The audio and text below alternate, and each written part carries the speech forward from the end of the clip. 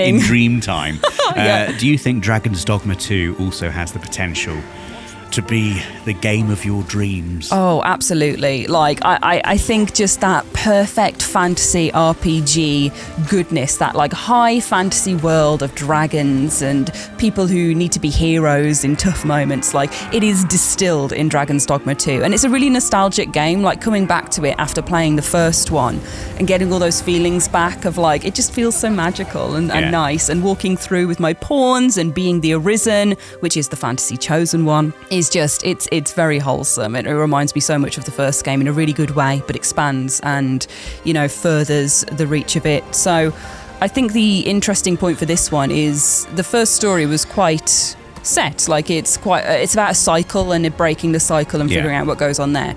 So coming to this one, you are the Arisen. Your heart has been taken by a dragon, which I saw in the gameplay, which was very cool. The dragon speaks with like, whoa, like proper dragon voice. Classic Benedict Cumberbatch. Yeah. Deep, growly dragon voice. In dragon speak as well. So you're like, exciting. what are you saying? But yeah, it sticks its claws in you, chomps on your heart, and you wake up again as the Arisen with pawns in your service, which are these AI-generated party members that just love you and want to tell you how great you are all the time. Honestly, it's such an ego boost. Followed around by many adoring fans. Yeah, honestly, they were proper like, it's my life purpose to be with you, Arisen. I'm so honoured. Every time I spoke to them, I was like, yeah, you're right, thanks. But this story is still kind of mysterious to me. I'm not quite sure where it's going to go or how it's going to unravel. And I think that's good. I don't think we need to talk about story too much here, because that's half the joy of Dragon's Dogma, is its complex kind of folding in on itself narrative and all these different angles it can spill off to. All I know is there are two Arisen. There's an Arisen in the town up top, and there's an Arisen that's you, and you've got to figure out what's going on there and where you guys sit together. Interesting. So that's two chosen ones. How does that work? No, it can't. No. There's only one of you, surely, that's the real chosen one. Yeah, the exactly. other one must be just a false Arisen or something. The main thing that I took away from my gameplay with this one was that delicious ability to jump on big baddies, cling to them and stab them to death. This was the thing that I remember most about the first Dragon's Dogma. Yeah. I just have vivid memories of climbing up this monstrous chimera type monster. Yeah. Like that had a snake for a tail, and like being inside the snake's mouth and like holding its mouth open whilst another one of my party hacked its neck off. Yeah. Can you still do things like that? Absolutely. So I was fighting kind of enemies in the world rather than outright massive bosses. So I found a griffin and some ogres, and I absolutely slayed them. I was crawling on their back, I was stabbing them in the head, I was stabbing them in the belly and other such areas. Like and other such areas. I was just stabbing away. But it was great to be able to kind of jump on, and then it gives that sense of scale and that sense of reality that you really are in this world, and you can manipulate it and climb things and engage with them in a way that you would in real life. If I was fighting an ogre, I would jump on its head. Absolutely. Yes. So to be able to do that is very good. And it just looks really cool as well. It just looks amazing. Being on the back of a griffin as it's flying around trying to get your party is just like, oh, that does sound wow. exciting. I mean, it's such a departure from what you would expect from a combat system in an open world role-playing game. Yeah. Usually a little bit tactical, a little bit less real time and cinematic maybe, but Dragon's Dogma, certainly the first one, was constantly had me just with my mouth open, like I can't believe the combat is this exciting in a fantasy RPG. For sure. And I think that mental magic was very cool. Right. So fighter is very much your standard. You got a sword and a shield and you know what to do with them. Hit with your sword, block with your shield, just have a good time slashing things down and using your abilities. Ranger, using a bow, very good for flying enemies and knocking them to the ground so that your party can jump on them and kill them for you. You take a bit of a step back and kind of shoot from the background to play it a bit more tactically. And Thief was my favourite because it's basically dual wielding, and you also get a special ability which is a dodge step, which is really fast. So you can kind of run around an enemy and dodge around them and then get them with your dual wielding weapons. And then if you've got your mage pawn that's casting elemental magic on you with lightning, it's just very dramatic. It's very cool. So big fan of the Thief and interested to see where that spreads out into as well. So do you have 4 people in your party. Yeah, including you. So 3 party members with you. And they are your pawns. They tell you how great you are. They're lovely. You have one main pawn that's kind of like your pawn that you create, and then other 2 that join you. Yeah. In the original Dragon's Dogma, they were born from social connections, weren't they, online? So that other people's pawns from games would join you. I'm not sure how that's going to work in this one. But yeah, I had 3 in my party that were all very excited to see me. And a couple of them were Beastren, which is the new race being brought to Dragon's Dogma as well. I have nothing to say other than they're adorable. Like, they're very serious and, like people. They're just people. But just seeing a little lion-faced man that's helping me, like Max, my pawn, was like a Beastren mage in one of the builds I was playing, and just a little cat casting magic. I was like, this is what I wanted.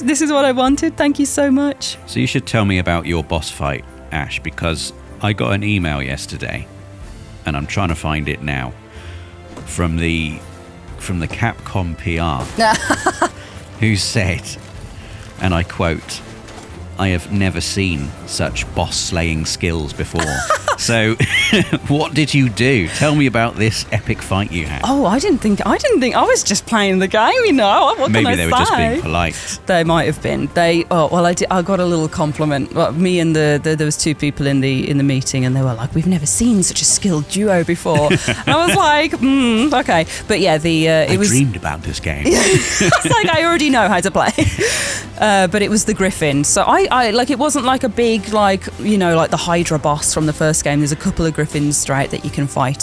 So that's why I was like, it wasn't a boss, but that was the one that I was on the back of, like stabbing in the head and climbing all over. So I think it was my climbing skills they were impressed with more than anything, which I was as well, honestly. It's so fun. Outside of me being really great at killing bosses, though, another point in the game that I think is really interesting and was a fun thing for me to explore was nighttime, where night comes in and it is literally pitch black. Like, you can't really see anything at all, which you're thinking, what? How's that a good thing? It's a good thing because you have to get out your lantern and it becomes super atmospheric. So night closes in, you're in the middle of the woods, you're in this beautiful like wilderness by day that's mountainous, green rolling hills, like lovely little ruins, and then night falls and you can't see in front of you and unique enemies start to come out as well. So it turns into a little horror game at night. Yeah, it does. It's proper like Necromancer vibes because ghosts start coming after you. So like there's these big swooping ghosts that come out, and also skeletons wake up and just start coming at you, which is, I just love skeletons in games, in fantasy games. Reanimated skeleton is like peak enemy design, and this has a lovely reanimated skeletons. I was very excited to see one. I was probably like, oh, there's a skeleton to kill. Do they make a little satisfying rattly noise when you kill them? I don't know, I was too busy yelling, Rob. I was like, ah! But yeah, they pop up, and other such cursed beasties come out at night, which is just a really nice way of differentiating the cycles. So it's this constant like day to night vibe, and you have to figure out where you want to travel and if it's safe, and getting your lantern out, not really being able to see much further than where the 4 of you have your light source.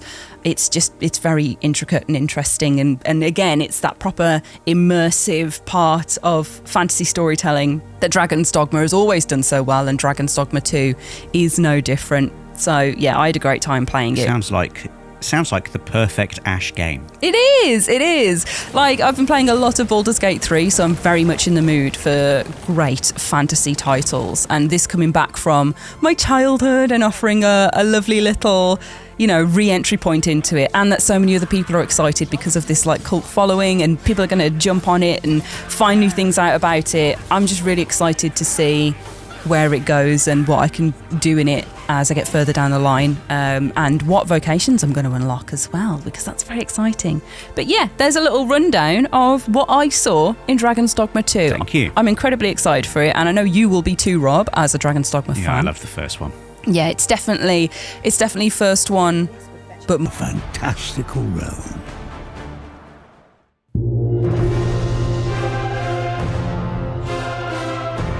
For untold eons, a dragon has plagued the world. Its ominous shadow looms over the lands, a dreadful creature of chaos and awe, with tales of its cruelty echoing far and wide. No mortal would dare to dream of challenging the dragon in single combat, yet there is one who must. In a legendary tale doomed to repeat across the ages, the dragon chooses a worthy champion from each generation, wrenching the beating heart from their chest and forging a being known as the Arisen. This hero, marked by fate and burdened by their lost humanity, must rise from the trappings of ordinary life and answer the call to take up arms in search of the dragon who stole their heart. But the path of the Arisen is not a solitary journey, for they are granted access to the Rift, the thread connecting worlds, I see you recognize my worth, Arisen. where they can summon mystical beings from parallel realities, the loyal and hard-working pawns, masters of archery, wielders of potent spells and skilled in the arts of swordplay and melee. The pawns become the Arisen's companions and confidants I hope you slept well, Master. as they go forth on their journey together.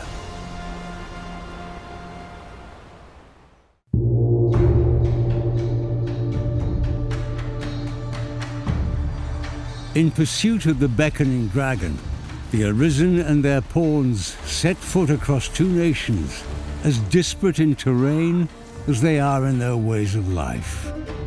In Vermund, a fertile land cradled by alpine peaks and rolling hills, the fortress city stands as a bastion of prosperity and security. Cascading waterfalls and serpentine rivers flow throughout the countryside, feeding into fruitful farms where a feeling of abundance permeates the fresh air. Just above the capital city, Vernworth Palace rises proudly. You are approaching the gates of Vernworth. Here, the Arisen is traditionally revered as the sovereign, a monarch crowned by destiny and looked upon as a champion, protecting the land from the dragon's scourge, with gondolas connecting precarious outposts. Here, the Arisen is not an esteemed sovereign, but an outsider, their pawn companions believed to be a source of grave misfortune. Batal's rulers are not of human lineage, but rather Beastren priestesses who worship the lambent flame. For the Beastren believe its sacred fires shield them from the calamity of the dragon. Meanwhile, outside the reaches of human and Beastren, hidden within the depths of the forest, an ancient sect of elves resides in seclusion, speaking in a tongue known only to them and avoiding contact with other races. On their journey, the Arisen will navigate through conflicts between species and the complexities of culture, faith, and history in each land. The choices the Arisen makes will shape not only their future and that of those with whom they interact, but the future of the world itself.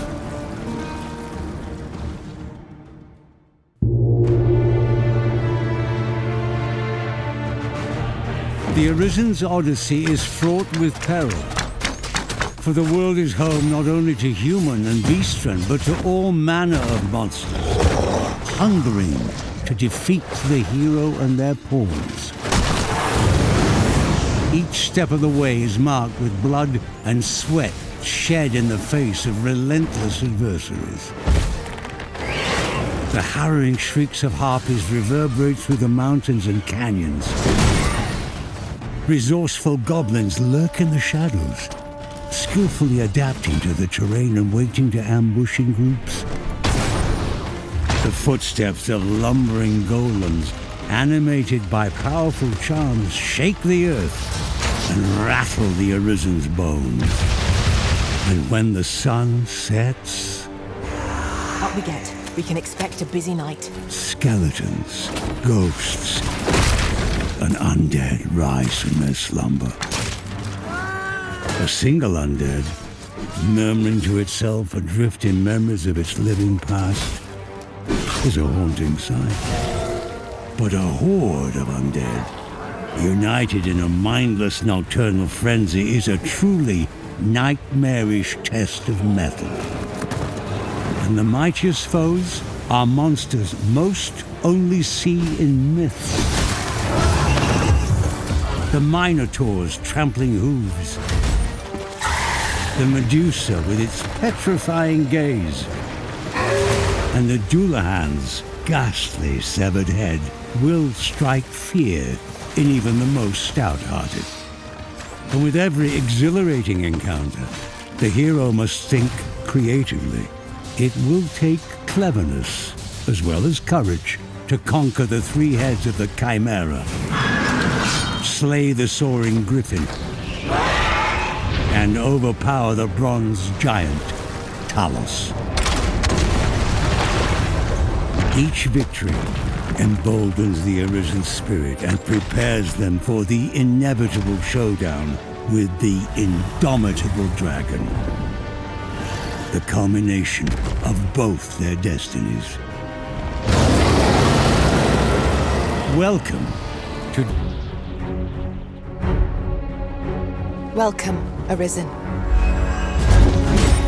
We pawns have long awaited your arrival.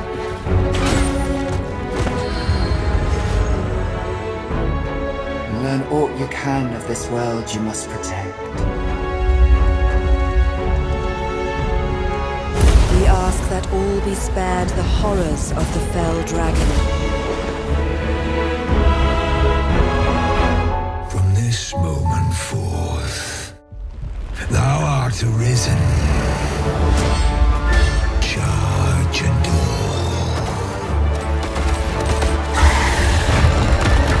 Here's my chance.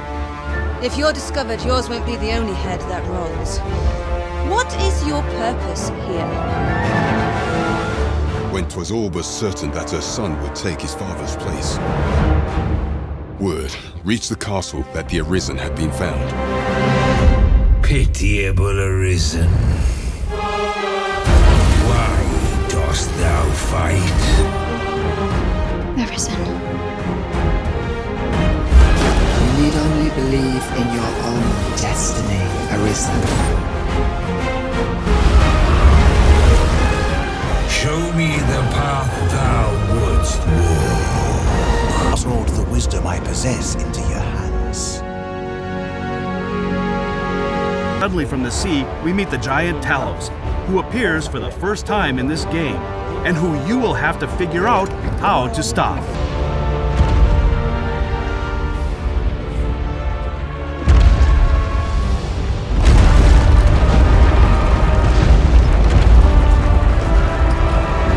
What could possibly impel a being of such size to motion? I cannot but fear 'twill bring ruin wherever it treads. We shall halt it together.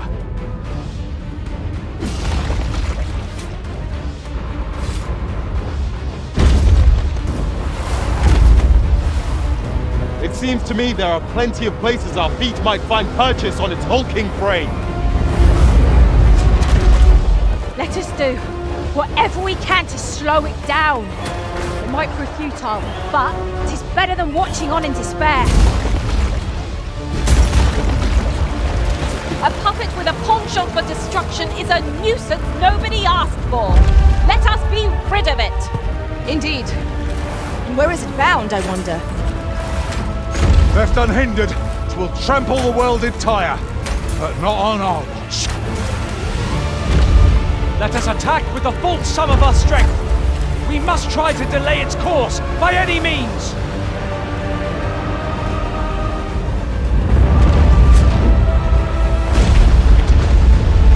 The Human Kingdom,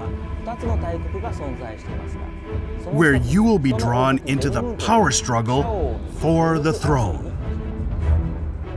To have her son take the throne, the Queen Regent Disa plots to set a false Arisen.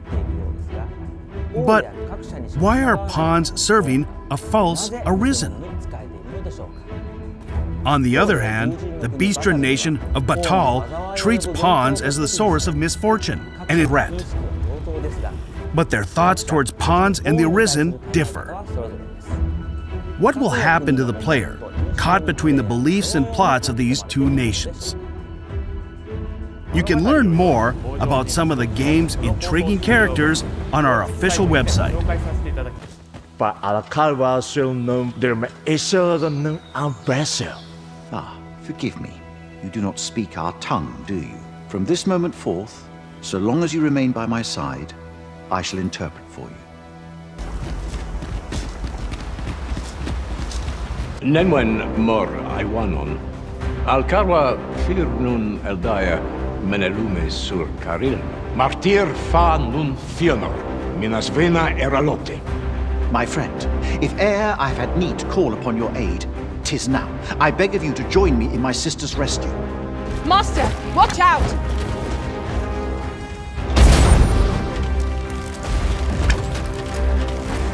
This battle is ours!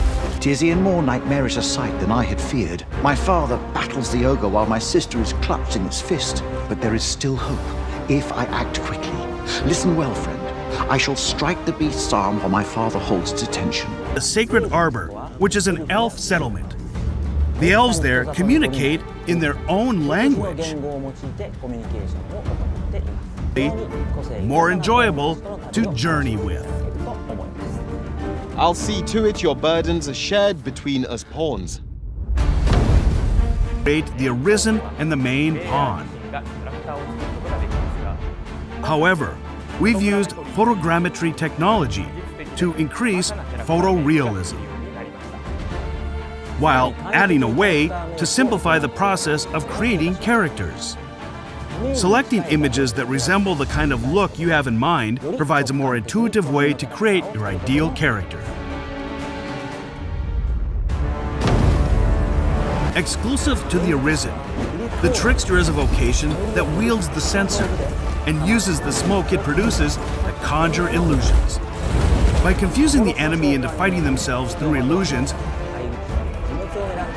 or increasing the power of pawns beyond the normal parameters for a limited period of time, this vocation focuses on support and use of unique strategies. The Trickster is a devious vocation that takes advantage of the enemy's enhanced behavior AI.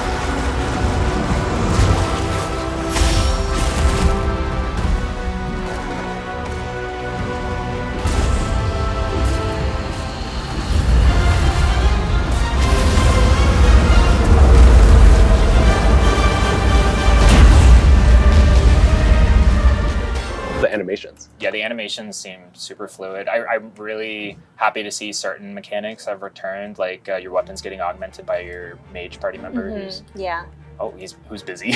Who's like doing something over there. Are you charging? Yoo-hoo, Max. And we got the cat people now. I can't remember the name of the raid. Beastren. Yeah. Were they in the online version? I actually don't know. Yeah, I'm not sure, but they are new to this game. Yeah. One thing I never got to play, unfortunately. But yeah, the locations all feel very familiar, which I appreciate. It really feels like I'm just playing a Dragon's Dogma game that I've been waiting for years and years. Yeah, it's a totally new map, new locations, but it's still got like a similar feel as the first game, right? Mm-hmm. Oh yeah, and it seems bigger too. Oh yeah, definitely bigger. I think we've said it's 4 times the size of the first game. So. The draw distance Is is so amazing. impressive. Like everything in the back is super clear. It really makes you want to explore. Yeah, I'm gonna kick him. You are a self-proclaimed Vista King. What say you about the Vista? I earned that name. We're going to be checking out some vistas today for sure. Yeah, it's beautiful. Look at that. How did you earn that name? Exactly. I would like to know as well. You need to fight to keep your title. But yeah, I agree. I think the game looks fantastic. Yeah, the landscapes, Mhm. the mountains look so real.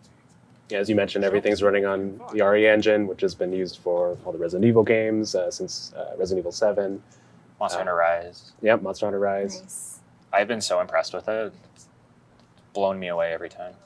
Yeah, and I think everybody kind of saw in the showcase the changes to the character creator and how the characters really look super photorealistic, right? Mhm. So you can really make some. So you got like that, kind of like that effect. You can tell like they still want to have that like cinematic flair. Mm-hmm. I'm just gonna stand over here for a second. I do think this is like the coolest looking dragon Absolutely. that like we've ever seen. Grigori, You know? one of my favorite dragons in fantasy. He's my dogma.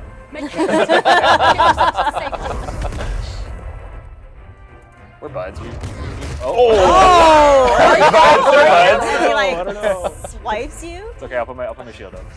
Okay. He's a little touchy. He's gonna step on you.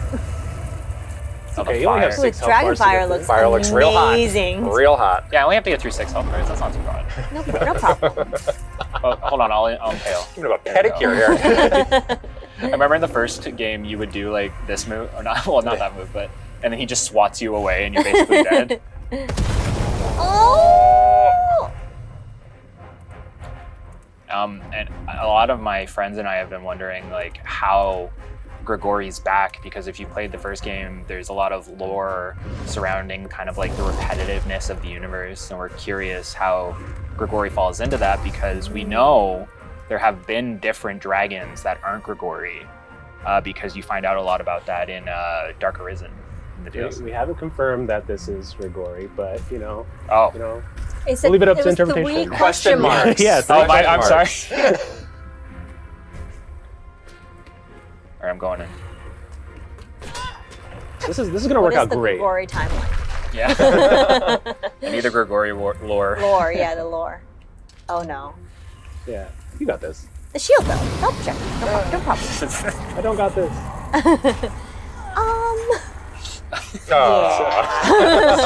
Just a light scratch. Crispy. I like Not a scratch. Just staring us down. Yep. The intimidation. Ow. That'll ruin your day. It's a little snack. Still beating though. Yeah, we're still good. Classic scene. We've all been here. Wonder what it tastes like.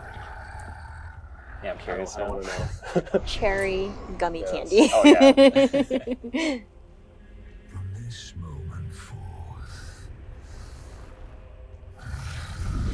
Peace out.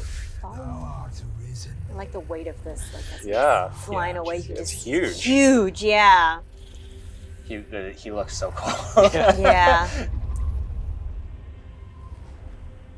This cut. I am of the Border Watch. RE Engine's always got really good hair. The hair Yeah. is She even has like little strands like in her face and stuff like in real life, you know? the lighting too is just fantastic.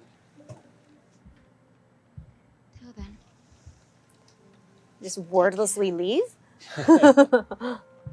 No voice acting for the Arisen in this one, I guess. Oh, they look disappointed. They're like, why didn't she talk to me? Said it all with a look. Nonverbal communication is very important in this game. The ruler of vermin. Arisen here in this buried. If you claim the same, then word must be borne to the cap. I dispatched. Look at this. Wait, who's it? Oh yeah, we have. Oh, you have a wow. That's what I'm saying. You got a team here. Party of 8. Oh, shit. Here we go. All right, we're gonna go in for a. Let's do a sweep shot. Get swept. The shields, though. Yeah. Oh, put them on the ground. Let's go. There we go. Now you can get him while he's down. Roasted. Nice. Oh, literally roasted. I'm gonna fire arrow these guys. Oh. Off the edge? Yeah. Yes. Is he Oh, on? no, not you. Oh. It's okay, sorry. Sarah, no. All right. And then that last little bit. Boop. Oh, Yeah. finishing strike. Oh, and you leveled up your vocation. You've done everything. Yeah. You did it all. I did it. This is so much. 2,